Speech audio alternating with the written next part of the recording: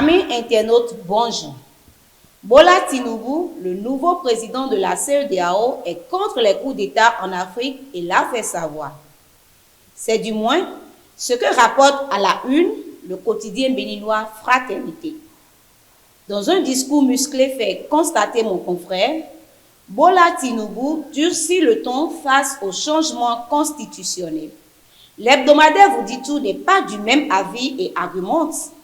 Face aux militaires maliens, burkinabés et guinéens, tout porte à croire que les chefs d'État de la CEDEAO sont en panne d'inspiration. Ils sont adeptes d'une rhétorique sans fin. Et l'hebdomadaire de se poser la question de savoir comment ceux-là même qui modifient allègrement la Constitution dans leur pays, et ce au gré de leurs intérêts personnels, peuvent-ils lutter contre les changements de Constitution? Bien malin qu'il pourrait y croire et s'y engager. La CEDEAO s'est rarement appesantie, du moins publiquement, sur les causes à l'origine des dysfonctionnements de la démocratie dans ces pays membres, renchérit le journal qui ajoute « On assiste de plus en plus sur le continent à des élections non inclusives et truquées sans qu'officiellement l'organisation sous-régionale ne pipe mot.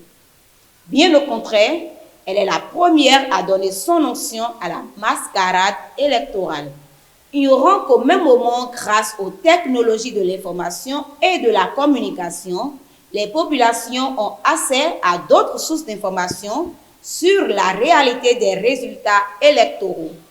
Qu'est-ce que ça coûte à un élu de faire preuve d'honnêteté avec ses mandants, se demande Vous dit tout. Supposé détournement de fonds publics à la SBEE, le quotidien Les 4 Vérités rapporte dans ses colonnes les propos du porte-parole du gouvernement.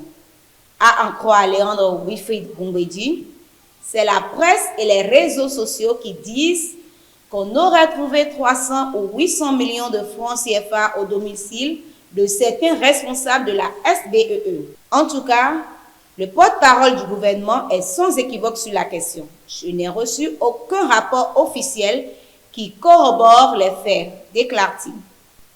Quant à moi, je vous remercie pour votre aimable attention. À la semaine prochaine.